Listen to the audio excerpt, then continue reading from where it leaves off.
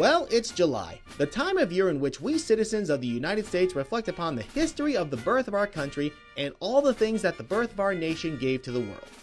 I wanted to do a video series that somehow paid homage to the United States, but was having some trouble deciding on what I should make videos about. Then, for some reason, I started thinking about all the cartoons that the United States has produced over the years. All the memorable characters, the memorable stories that were told through these characters, and how these characters and stories played a big part not only for our childhoods, but also representing different thoughts and time periods throughout the history of the United States. Then an idea came to me.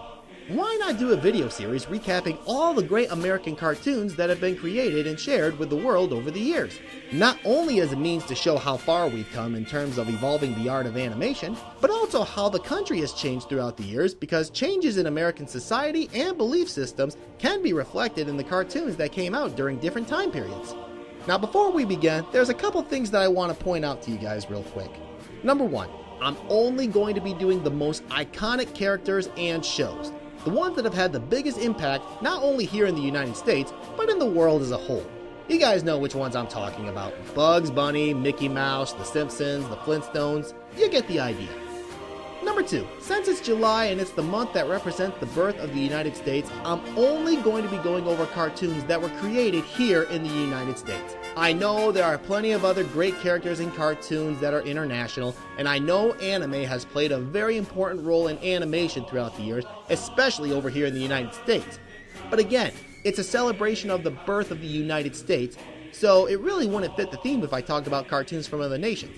And on top of that, Japanese animation itself is so huge that it really should have its own series. Number 3. Copyright on YouTube has been very uptight as of late. So because of this, I'm not going to be using a whole lot of actual footage from these shows. I'll use some clips here and there, but it's mostly going to be still images of these cartoons along with my handsome face popping up here and there. Now the last thing I'm pointing out is something you've probably already figured out. Yes, I am directly ripping off Doug Walker's Disney-Sember concept. But you know what? There's no written rule that says only he can do something like this. He's got his take on it, and I'm going to be doing my take on it this month. Now that we got all that out of the way, ladies and gentlemen, let's celebrate the history of the United States by taking a look back at some of the United States' greatest accomplishments in animation. In a video series I'm going to call U.S.A. United States Animation.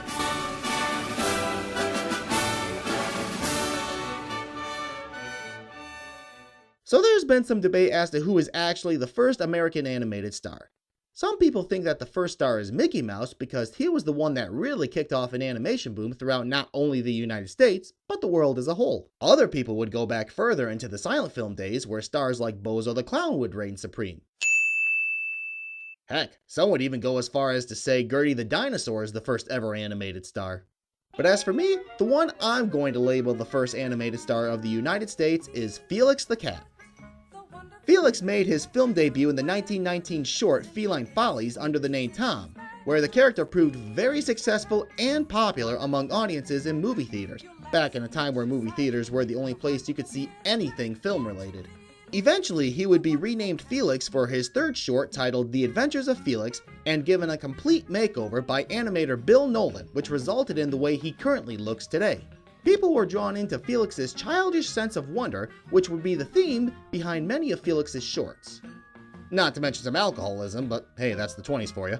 Many would also argue that the Felix the Cat shorts were the first steps taken towards experimenting with surrealism in the film industry. Moments like Felix using his tail as a shovel or using an exclamation mark above his head as a rope definitely played on a childish imagination of creating something that wasn't there. Felix's most notable short in the 1920s was Felix Goes to Hollywood, in which the plot centers around the feline going to Hollywood to meet some of Hollywood's biggest names at the time, such as Charlie Chaplin and Douglas Fairbanks, to name a couple.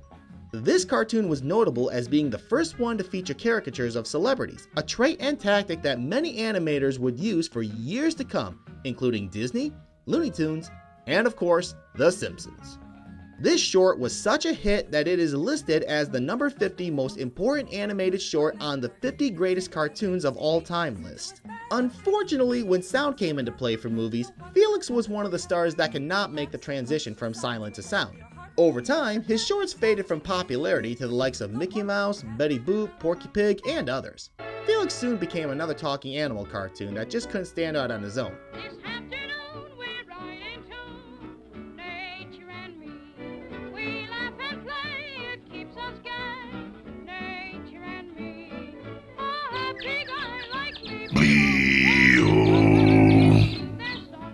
eventually disappear into obscurity for over 2 decades, in which his legacy lived on in the form of comics during the time.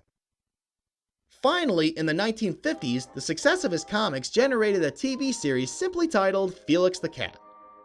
This version played on the childish wonder of Felix and the surrealism of the series, but with a different approach. This time, Felix debuted his now signature yellow bag of tricks, which could do just about anything you could imagine.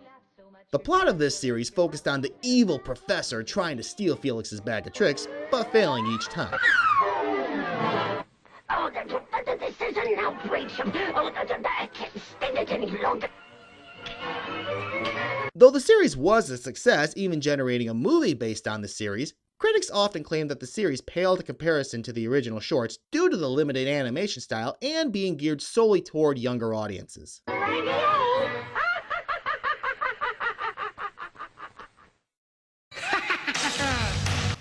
There was one more TV series made in the 90s called The Twisted Tales of Felix the Cat, which tried to revert Felix back to his surreal days in silent movie pictures. And boy, did this one get surreal.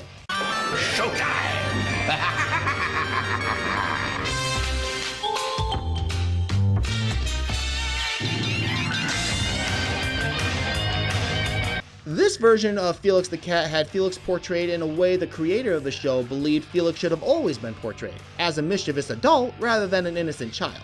There were some elements from the 50s cartoon that were kept in, like his bag of tricks, but it mostly tried to recreate the surrealistic nature of the original shorts. The show was okay, but it was nowhere near as memorable as the original shorts or even the 50s cartoon.